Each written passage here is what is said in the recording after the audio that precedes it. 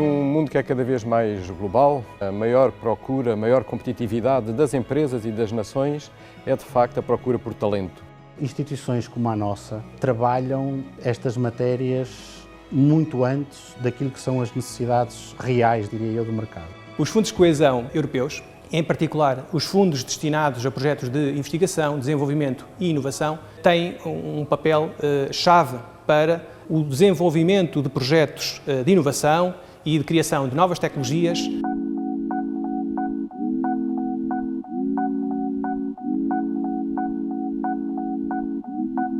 Cada vez mais as nações distinguem-se pela capacidade que tiverem de produzir conhecimento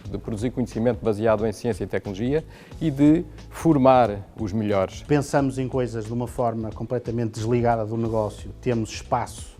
para analisar e criar com uma profundidade completamente diferente. Conseguimos ter um ambiente de teste e de ensaio que permite que depois, mais tarde, essas soluções que interessam às empresas sejam entregues de uma forma mais amadurecida e validadas em ambientes exatamente como este. Estamos a aplicar soluções que também foram desenvolvidas em anteriores projetos europeus, para que as nossas empresas nacionais possam estar à frente do mercado e dos seus competidores diretos, numa lógica de mais sustentabilidade, quer económica, mas também ambiental.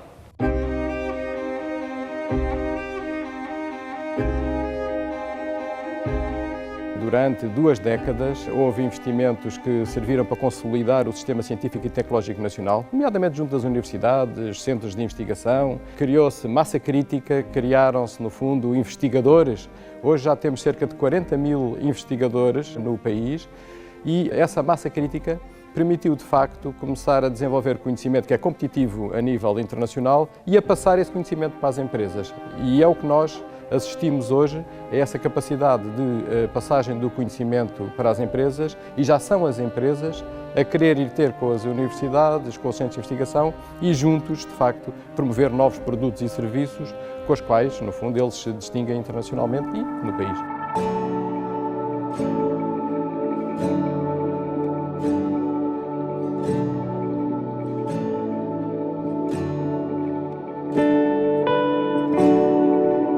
Nós temos muitas empresas com quem trabalhamos diretamente e que nos solicitam serviços de ID, mas quando estamos a falar de inovação disruptiva, de coisas que são realmente diferentes, isso custa dinheiro. Custa dinheiro ter as pessoas, custa dinheiro os equipamentos, os componentes, toda esta infraestrutura que aqui está. Portanto, são coisas que carecem de um investimento que depois vai alavancar esse conhecimento para o nível de integração nas próprias empresas. Nós hoje temos um investimento em ciência e tecnologia de cerca de 3 mil milhões de euros, dos quais 53% é feito pelas empresas e os outros 47% é público. E isso é muito relevante, e é tão mais relevante quanto este investimento das empresas. Em 1995 até hoje, as empresas aumentaram 50% do seu investimento em ciência e tecnologia, e isso só foi possível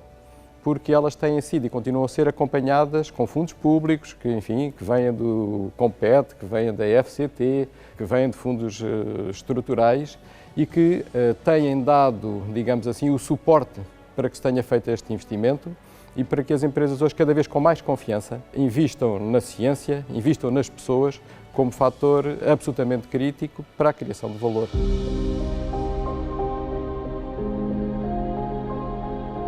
Quando começamos a colocar painéis solares nas coberturas dos edifícios e das residências, e quando começamos, por exemplo, a adotar a mobilidade elétrica de uma forma generalizada, esses, digamos, conceitos ou essas regras que eram utilizadas de gestão dessa simultaneidade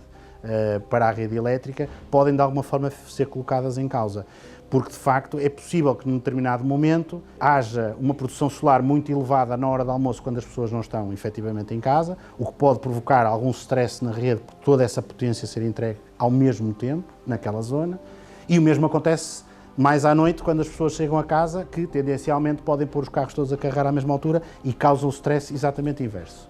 Este projeto trabalha sobre a questão do posto de transformação do futuro. Portanto, o posto de transformação, para que se perceba, é o local onde existe naturalmente um transformador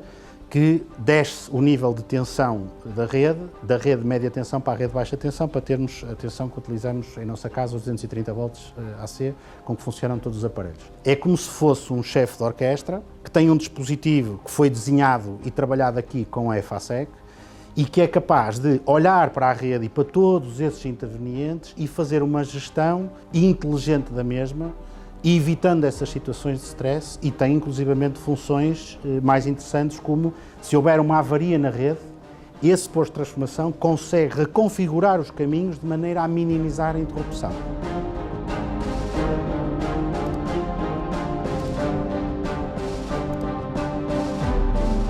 É absolutamente crítico para as empresas dominar as cadeias de valor em geral. Hoje em dia, o que podemos observar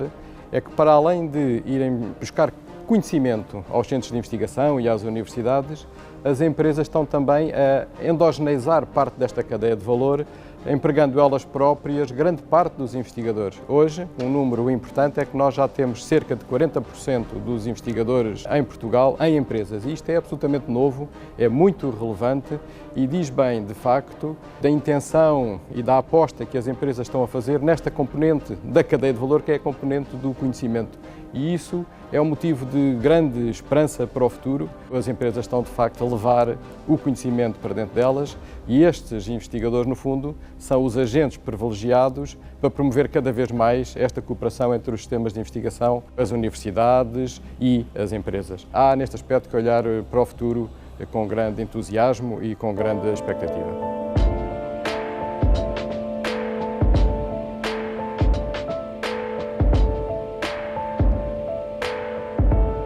Uma das áreas que está a ter muita atenção nesta década nos trabalhos e projetos de inovação do INEGI é exatamente centrada no grande paradigma da economia circular. Aí estamos a fazer apostas muito fortes para levar o mais rápido possível conhecimento e transferência de tecnologia para as empresas, para que lhes possibilite dar o salto neste desafio que todos enfrentamos, que é da transição para uma sociedade e planeta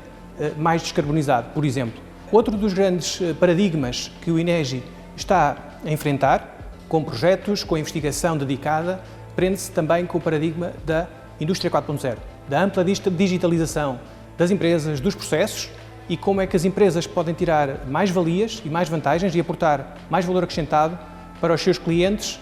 através de mais sensorização, mais análise de dados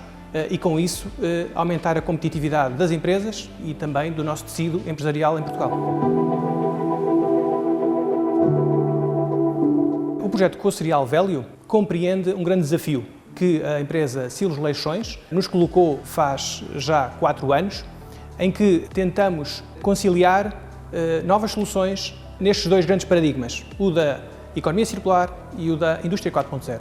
O foco principal do projeto é como é que nós podemos valorizar os excedentes de cereais, quer no seu processamento e armazenamento, para gerar produtos de maior valor acrescentado, nomeadamente para a alimentação humana e também para a alimentação animal. O INEGI, no âmbito do projeto Co-Serial Value, assumiu o desenvolvimento de um denominado Smart Object, que vai permitir à Silos Leixões e aos seus clientes monitorizarem a condição do estado do cereal, quer em ambiente de armazenagem, quer também em ambiente de movimentação desse cereal ao longo da cadeia de logística. Não há nenhuma dúvida de que o futuro de qualquer país reside seguramente no talento que o país consegue criar.